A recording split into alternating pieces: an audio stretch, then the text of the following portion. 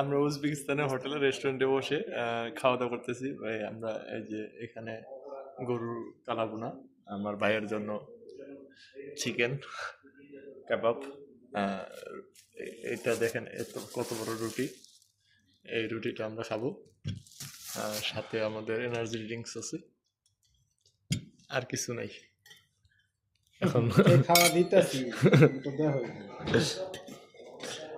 দেখা যাক কিরকম লাগে। ঠিক আছে, আমরা চিকেন স্টেক খাইতেছি, রুটি খাইতেছি, এই গরুর গোস্ত খাইতেছে, চিকেন আলহামদুলিল্লাহ। Steak, chicken stake.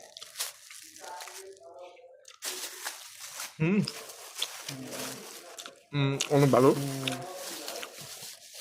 রুটিটা অনেক সুস্বাদু। রুটিটা সেদিন সফট আছিল, আজকে তো শক্ত শক্ত।